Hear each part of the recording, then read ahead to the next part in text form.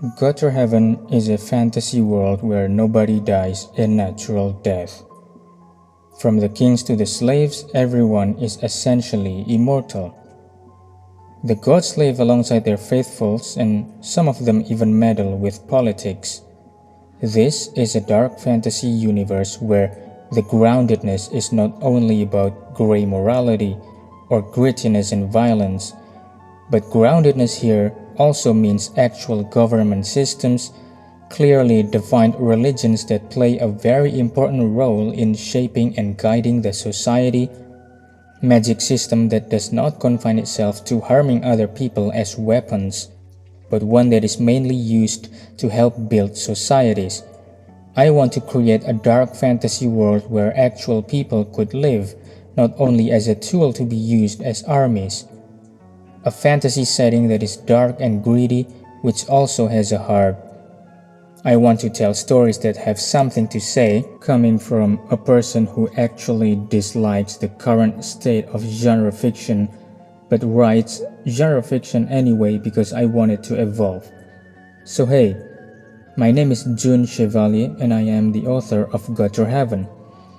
I have initially published Gotterhavn Hekatom's Prize in August 2022 for everyone to read for free. It was only halfway done at that time, but after finishing it, I was finally able to publish it last year in 2024. Last month marks the 1-year anniversary, and I would like to use this opportunity to talk about my inspiration, what Gotterhavn is all about, and my struggle with self-publishing a novel. So without further ado, let's get into it. I have started writing since I was 11, and my inspiration at that time were The Lord of the Rings and Harry Potter, as was the case with almost every kid my age at that time. But I started to write quite seriously in high school. By that time, I had a wider range of reference that I could use as a template to create fantasy worlds. But no inspiration was bigger than Thetis or the Dragon Age setting. It was right before the release of Inquisition when I stumbled upon the Dragon Age Encyclopedia, and it wowed me. I had been very familiar with Middle-earth, and I've even read the Poetic Edda at that time. So it was not the depth nor the details that wowed me, it was the groundedness. Instead of deriving from mythology, Thetis takes inspiration from history. From the word of David Gader himself, and I quote, "What if our own history had magic and elves and dwarfs?" End quote. Thetis imagines a world where the people are written to realistically cope with neighbors who could cast spells and summon demons. It imagines something like Christianity, in which instead of Jesus, it had been founded by Joan of Arc. So in general, Thetis wants to subvert some of the common fantasy tropes while still keeping the conventions recognizable, like elves who had been subjugated into slavery rather than remaining aloof and immortal. It influenced me and opened another door for me in my approach to world building. Another game that had actually influenced me, which actually came before I even read about Thetis, was the Disciples series, mainly Disciples 2 and later Disciples 3 as well. I was amazed at how much the gods play a role in shaping Nevendar, from the beginning to the current era, so to speak, and it's very interesting to see. Imagine Lord of the Rings, but instead of evil being a little too overpowered in terms of military with their Nazgul and trolls and foul beasts, the good guys also have actual angels protecting their cities. It feels a little like Heroes of Might and Magic, but darker in themes and aesthetics, which I personally love. The gods play politics and they make decisions that directly impact their subjects. Gotterhavn has all of them combined and more. And I'm not trying to just combine them. I also try to twist them to suit my approach to storytelling. And my approach to storytelling is sentimental values. So what do I mean by that? Well, for one, if you've read my novels before, you'll know that I prefer to take on smaller stories. So instead of epic battles and decisions made by kings, my characters feel like sea bubbles in that regard, swayed by the waves back and forth, so the stories are more isolated and focused. They are more psychological in nature. I am more interested in the discourse of how my characters react to the world that will move on without them and how they deal with their inner dilemma. But don't get me wrong, they do have agency that might affect the world, but they are not the sole players. It makes them feel small in this world, and I love it.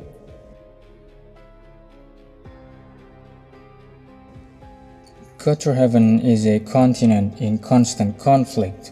Just like our history, only the gods live among their peoples and the people are immortal. So where do they go when they get killed? Well, there are layers of reality in this universe.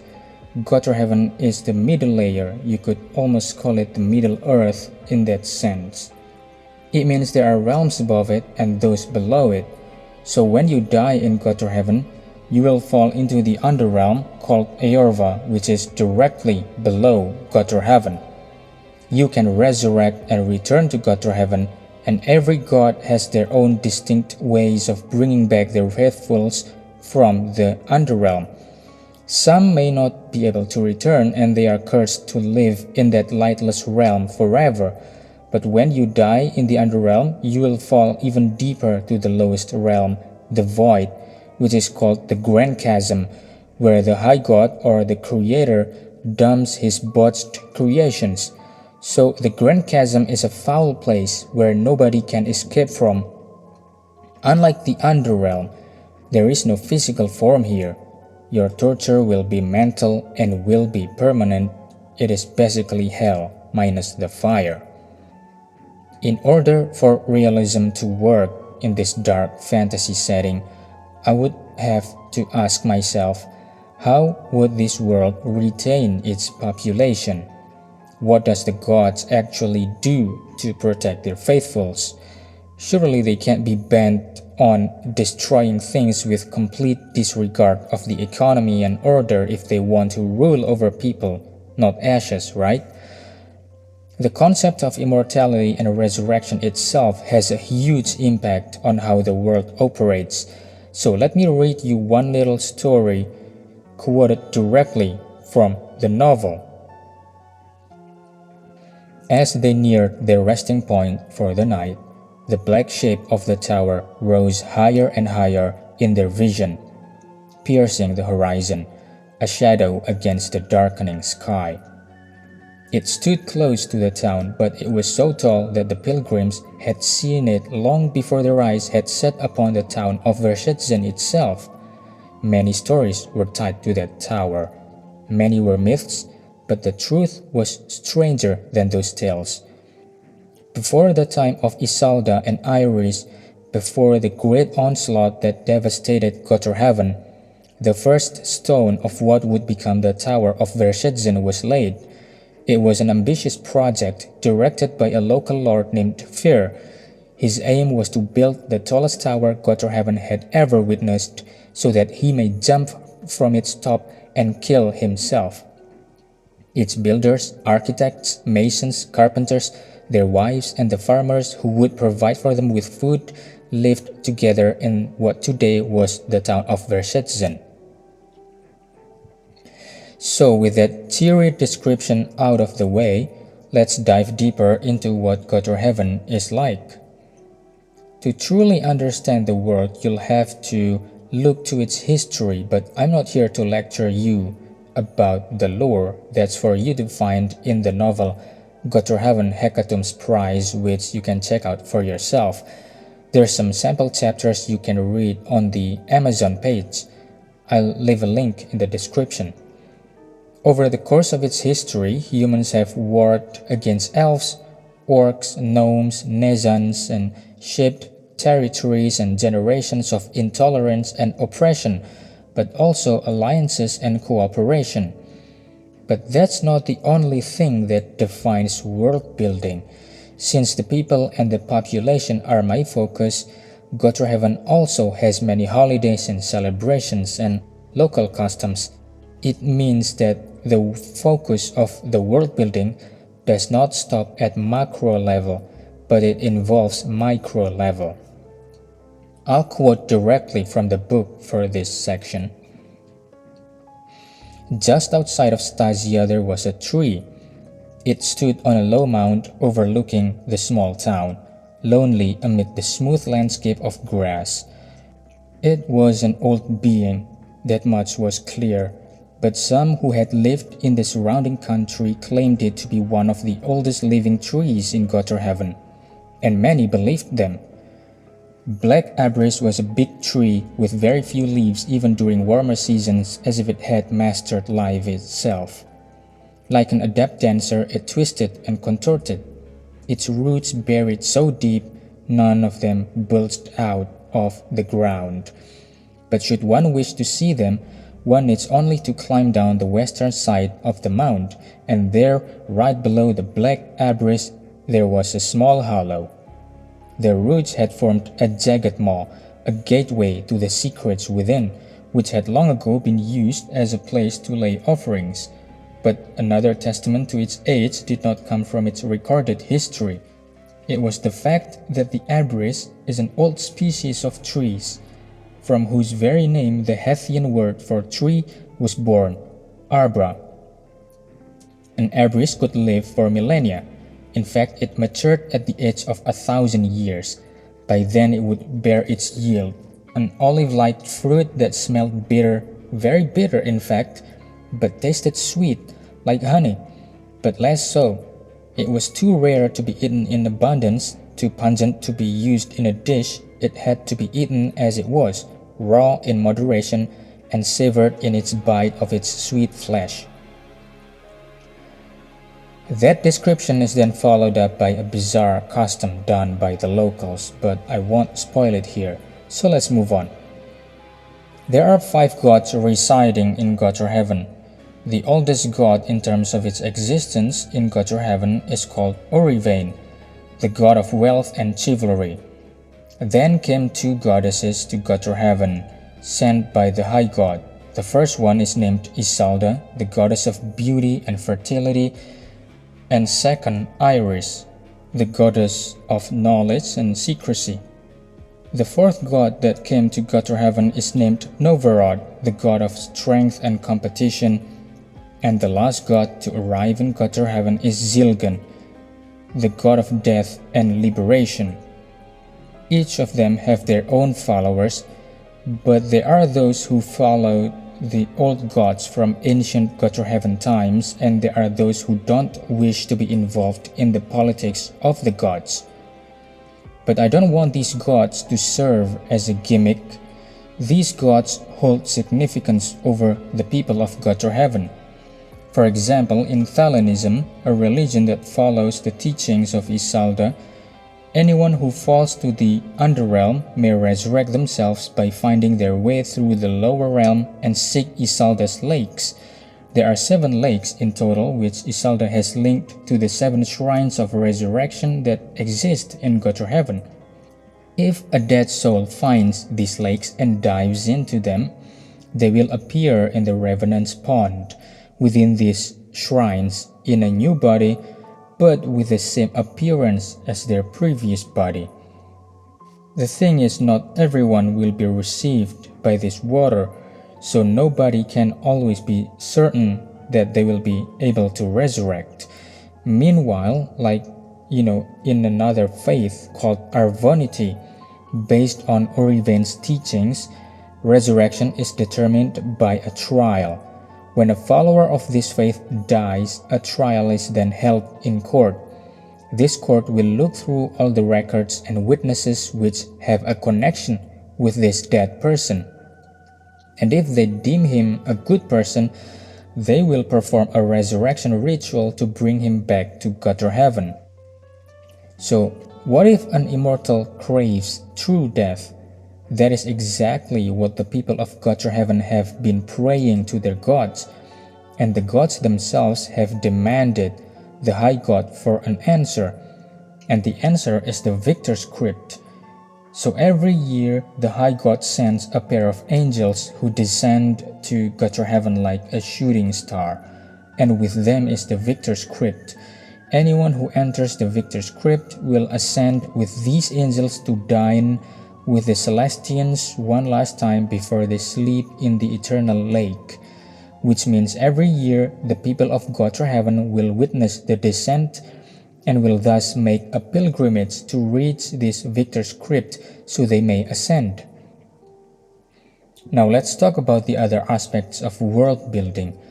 Gotterhavn has clearly defined government systems and religions. I have actually written down a few of these texts myself, although not every kingdom and religion have them yet because it takes a lot of time to do so, but what I've written down so far serves as a foundation on which the novel and hopefully future novels stand. The reason I write everything down in details is so that no character, good or evil, can just appear and do random things without consequences. Systems are put into place for a reason. This means that this character either has to play by the book, hide from the society, or dismantle the system entirely if they want to randomly be evil, for example. It also means that my characters will have another thing to consider when making decisions, because most people in Gotterhavn follow a certain religion. This underlying context provides me as an author to create believable characters who not only possess traits but background and presupposition that are a little more realistic than just this character is a blacksmith and that character is racist for some reason, because sometimes people aren't shaped by incidents in their past but by their faiths and agreed upon convention. This way, the world building corresponds directly with the characters. It means these characters can't be deracinated from this universe and be put in another universe and still the same character. The setting here is not a character in my opinion, but it is an entity moved by many characters. But don't you worry, my focus on the characters and their psychology does not mean I am sidelining the world building. As I said, the nations in Gotterhavn have actual constitution written down on my notes. The religions have actual holy books and tenets and teachings that I've written down. And the magic system, I may be biased here, but it is really interesting, but allow me to convince you and sell it to you, okay? So in my novel Hekatom's Prize, you can find explanation of the general idea of the magic system throughout the story. So in this world, magic is not one monolith that mages from across different nations and different religions practice. So how can they be different in other things and then somehow when it comes to magic, everyone agrees on one rule? Forget high or low magic system. If that is the case, then magic is not magic. Magic in that kind of world is no different than technology, and I don't want to create a magic system only to replace technology or physics. So in Gotterhavn, there are several magic schools, each teaching different magic. And I'm not talking about the difference between necromancy and sorcery and elemental magic like we find in video games. These are different schools with differing philosophies and approaches and rituals, each with their own healing and necromancy and sorcery branches and each with differing focus. I've been wanting to create a believable magic system for so long that I have actually started reading about the occult since I was in high school over a decade ago. I've also talked to practicing witches, so I take inspiration from real-world witchcraft. I studied different spiritual movements and schools of magic, learned about their differences and practices, but it's not a symmetrical world when we're talking about the difference between real-world magic. Their definitions can be very different, and their relationships are far more complex, and I am trying to mimic that in Gotterhavn.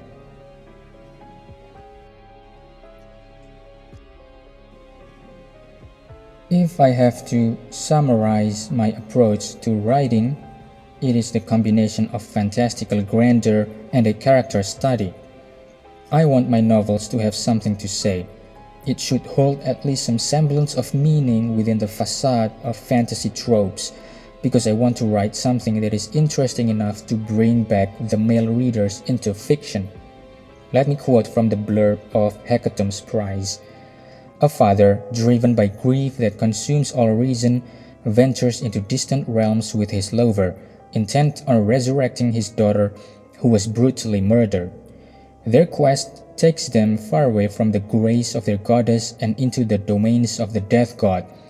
What begins as a desperate plea for his daughter's resurrection devolves into a grim descent into damnation, where the price of heresy is to fall into unimaginable suffering. This is a story of how two lovers navigate this dark world in an attempt to resurrect the main character's daughter. The dilemma of the main character stems from his strong sense of duty and the temptation to abandon it that is seemingly justified by the love for his child. He is trapped in this question of whether he should abandon his goddess or his daughter. Which one is more moral to him? That is where world building comes in.